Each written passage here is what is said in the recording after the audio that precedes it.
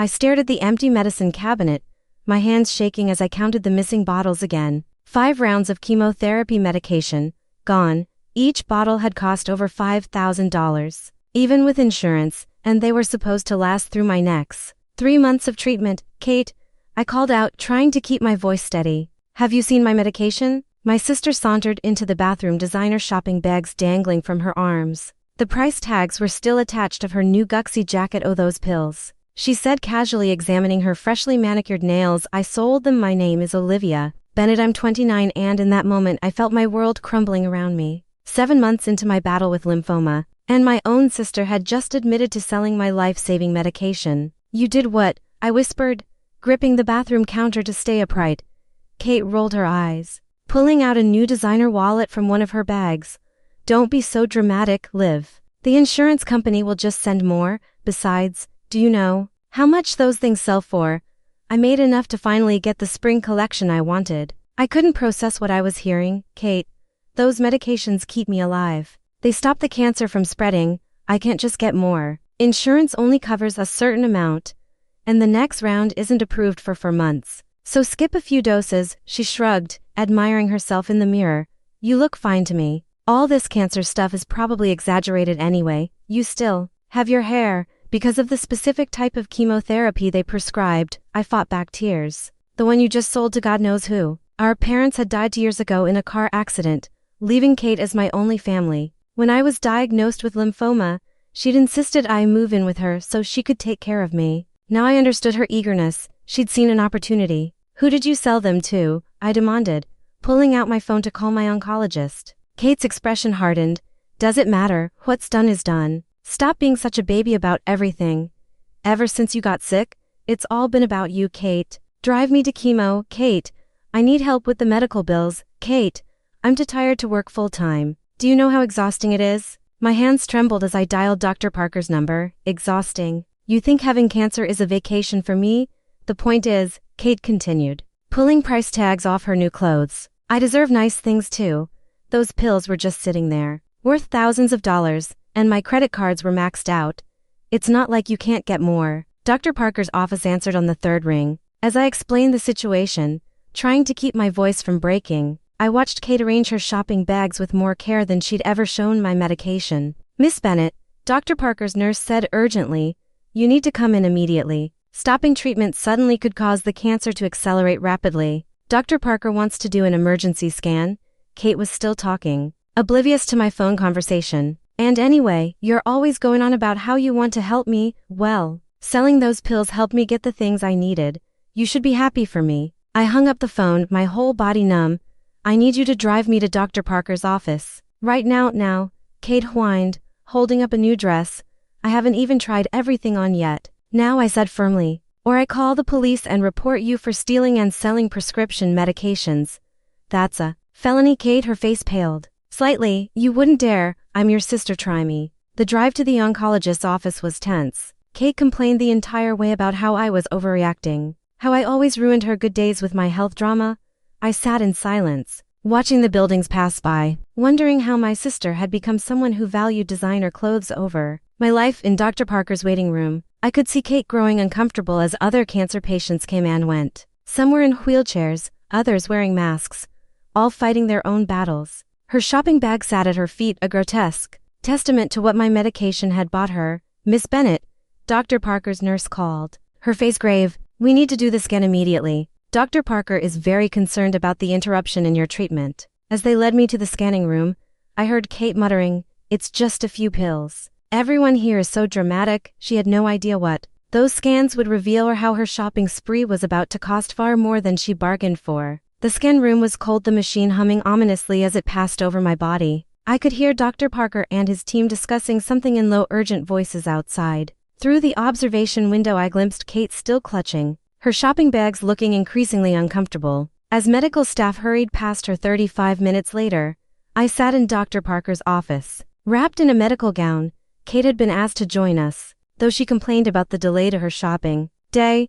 Dr. Parker's face was grim as he pulled up my skin results. This, he pointed to the previous month's scan, was your lymphoma status after 5 months of consistent treatment. The cancer was responding well, shrinking in most areas. He pulled Up today's scan, and this is now. Kate was checking her phone, barely glancing at the screen, so, they looked the same to me. Ms. Bennett, Dr. Parker addressed Kate directly, his voice sharp. Please pay attention. This is quite literally a matter of life and death, he highlighted several areas on the new scan. These bright spots represent aggressive cancer growth. In just 3 days without medication, the tumors have increased by 45%. That got Kate's attention. She finally looked up, her perfectly made-up face showing the first signs of genuine concern. But that's impossible, it was just a few days. The medication you sold, Dr. Parker continued, his tongue cold, was specifically designed to suppress rapid cell growth. Without it, the cancer cells multiply exponentially. Your sister's life expectancy has potentially been reduced by months, if not years. I watched the color drain from Kate's face. Years, but the insurance will just send more, right? Like tomorrow, Dr. Parker clasped his hands on his desk. Insurance approved and paid for that medication on a specific schedule. They won't cover replacement doses for 3 months. Each bottle you sold would cost over $18,000 out of pocket. $18,000, Kate whispered, looking at her shopping bags with dawning horror. But the dealer only paid $5,000 each. The dealer? I turned to her, my voice shaking. You sold my cancer medication to a drug dealer. Dr. Parker pressed a button on his desk. I've already contacted the hospital's legal team and the police. Selling prescription cancer medications is a federal offense. But more importantly, he turned to Kate, you've significantly endangered your sister's life. A police officer entered the office, followed by a hospital social worker. Kate jumped up, her shopping bags tumbling over. Wait, no, I didn't know it was this serious. Olivia always bounces back. She's always fine. Fine. I found my voice anger, finally breaking through my shock. I have cancer, Kate. The only reason I've been fined is because of the medication you sold for handbags. The officer stepped forward. Ms. Bennett, we need you to come with us. We need information about the dealer you sold the medication to. Kate's face crumpled. But my plans, I have a spa appointment. Your sister has stage 3 lymphoma. Dr. Parker cut in. And now because of your actions we need to discuss emergency alternative treatments that may have severe side effects. We were trying to avoid with the stolen medication. The social worker approached me as the officer led a protesting Kate away. We have resources to help you, she said gently, including legal aid to ensure your sister can't access any of your medical supplies or insurance information in the future. I nodded numbly, watching through the office window as Kate was escorted down the hall, her designer bags abandoned on Dr. Parker's office floor. Her world of shopping sprees and spa days was crashing down, but mine had already been shattered. What are my options? I asked Dr. Parker, forcing myself to focus on what mattered. He sighed, pulling out several files. We're looking at more aggressive treatments now. Without your regular medication, we need to act fast. It will be harder on your body and the side effects. I'll lose my hair this time, I asked, thinking of Kate's sneering comment about how I looked fine. Yes, he confirmed, among other challenges. But Olivia, he leaned forward, we will fight this. Your sister's actions were criminal, but they won't define your journey. As we discussed treatment plans, I could hear commotion in the hallway, Kate's voice rising hysterically as she realized the full consequences of her actions, not just the legal ramifications of selling prescription drugs, but the physical cost to me, her only family. The social worker stayed with me, helping me understand my options for protective orders and legal representation. Your sister betrayed your trust in the worst possible way, she said. But you're not alone in this fight. Through the window, I watched as my sister disappeared down the hallway with the police, her precious shopping spree abandoned on Dr. Parker's office floor. Physical proof of how little my life had meant to her. 7 months after Kate sold my medication, I sat in the courtroom, watching my sister face the consequences of her actions. She traded her designer clothes for a plain suit, her perfectly styled hair now showing dark roots. The prosecutor stood before the judge, holding my medical records. Your Honor, the defendant's actions resulted in catastrophic progression of her sister's cancer. The medical evidence shows a 45% increase in tumor growth within days of her selling the medication. Ms. Bennett's oncologist will testify that this forced them to pursue aggressive treatments that cause severe complications. I touched my headscarf self-consciously. The new treatment protocol had indeed taken my hair along with much of my strength. But I was still here, still fighting, despite Kate's actions, not because of any help from her. Furthermore, the prosecutor continued, Ms. Bennett sold these medications to a known drug dealer, who then distributed them illegally. The street value of these cancer medications has created a dangerous black market, endangering other patients. Kate's lawyer tried to paint her as a misguided young woman who didn't understand the consequences of her actions, but the evidence was damning.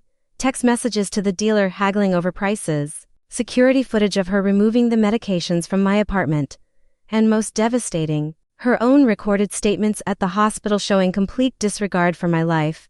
When Kate took the stand, she tried for remorse. "I didn't know it would hurt her so badly," she said, dabbing in her eyes with a tissue. "Olivia always seemed fine. I just needed the money for designer clothes." The prosecutor interrupted. "You sold your sister's life-saving medication for shopping. Money, is that correct?" Yes, Kate whispered. "And when Dr. Parker showed you the scan results, your first concern was whether insurance would replace the medication tomorrow, correct?" Kate's facade cracked. "I've already lost everything, my job, my apartment, my credit cards. What more do you want?"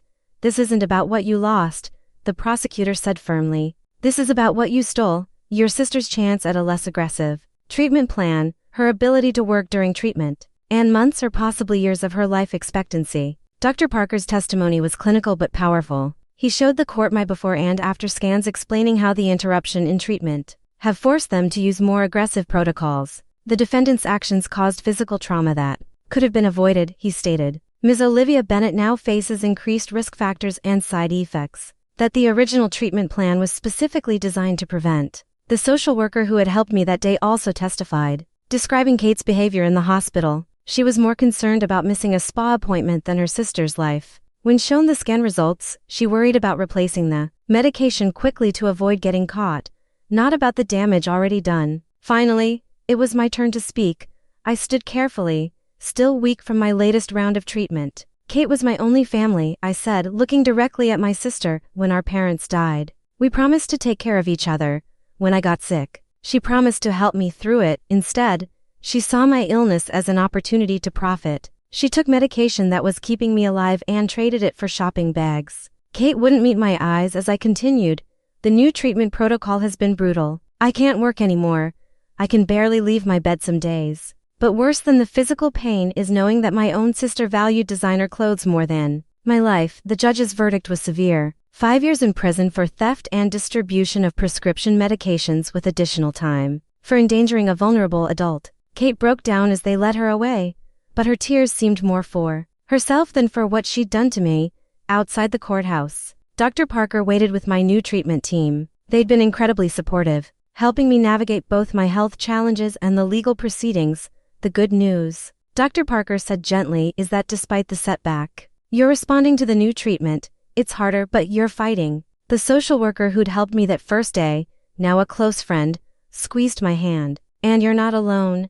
Family isn't just blood, it's the people who value your life, who help you fight." Looking at my support team, the doctors, nurses, social workers, and friends who rallied around me, I realized she was right. Kate had betrayed me for designer bags. But these people showed up every day to help me live.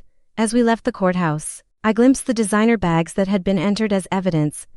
The price Kate had put on my life. They seemed shabby now, meaningless compared to the community of genuine care that had emerged from this nightmare. My next scan was scheduled for tomorrow. It would be hard, but I knew I had real support now. People who understood that some things, like life itself, were truly priceless.